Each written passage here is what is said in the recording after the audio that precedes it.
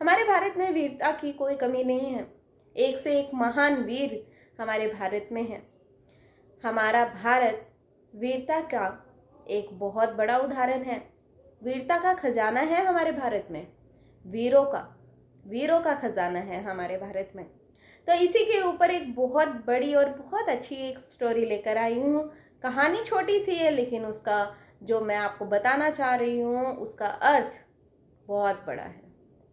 बहुत से ऐसे हमारे भारतीय हैं, देशभक्त हैं, जो समय समय पर हमारे भारत के लिए हमेशा खड़े मिले हैं। हमें जब भी उन्हें मौका मिला है वो कभी भी पीछे नहीं हटे।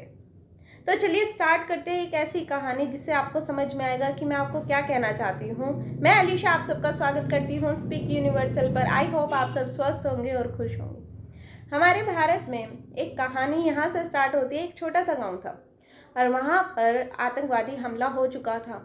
लोगों ने लोगों को कैदी बना लिया था और उस गाँव में कब्जा कर लिया था। जैसे ही ये बात सरकार को पता चलती है तो सरकार के कुछ सैनिक उस गांव के लोगों को बचाने के लिए निकल पड़ते हैं। रास्ते में बहुत ज़्यादा तेज़ बारिश आती है, लेकिन सैनिक अपने पूरे दम से आगे बढ़ते रहते हैं, पूरे हौसले से।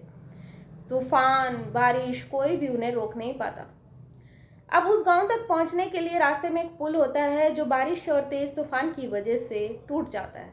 अब बिना पुल के वो उस गांव तक नहीं पहुंच सकते थे क्योंकि नीचे खाई थी। अब उस एरिया को पार करने के लिए उन्हें पुल की बहुत आवश्यकता थी। तो वहाँ पर सैनिक बहुत सारी कोशिश करते हैं, लेकिन नाकाम रहते हैं क्योंकि उन्हें कहीं पर भी लकड़ियाँ इतनी नहीं मिल पाती कि ताकि वो उस पुल को दोबारे से कुछ ऐसा बना सकें कि वो दूसरे गांव पहुँच सकें। तभी उनकी नज़र एक झोपड़ी पर पड़ती है जो साइड में बनी होती है, और वहाँ पर वो जाते हैं तो वहाँ पर पता चलता है वहाँ पर एक बूढ़ी महिला रहती है जो वहीं पर ही काम करती है और वहीं पर ही रहती है। तो वो सैनिक उस बूढ़ी महिला से बात करते हैं, उन्हें बताते हैं कि ऐसे ही सामने वाले उधर गांव में आतंकवादी हमला हुआ है और वहाँ के लोगों की जान खतरे में है। हमें वहाँ पर जाना है और ये पुल टूट चुका है। क्या आप हमारी कुछ मदद कर सकती हैं? तो वो महिला बिना कुछ सोचे समझे उनसे पूछती है कि आपको मेरी क्या मदद चाहिए? मैं आपकी ज़रूर मदद करूँ। वो कहते हैं कि हमें लकड़ी चाहिए ताकि हम कुछ ज़रिया बना सकें यहाँ से दूसरे पार जाने के लिए। तो उन्हें कुछ समझ में नहीं आता। तभी महिला कहती है कि आप एक काम कीजिए, आप मेरी सारी झोपड़ी में से जितनी भी लकड़ियाँ हैं सब निकाल लीजिए। घर मैं दोबारा से बना लूँगी, लेकिन वो लोग वापस नहीं आएंगे जो अगर आतंकवादियों ने जिन्हें मार दिया, वो लोग वापस नहीं आ पाएंगे। इसलिए उन लोगों की जान इस झोपड़ी से ज़्यादा कीमती है। आप मेरे देश को बचा लीजिए, आप जाकर उन आतंकवादियों को मार भगाइए।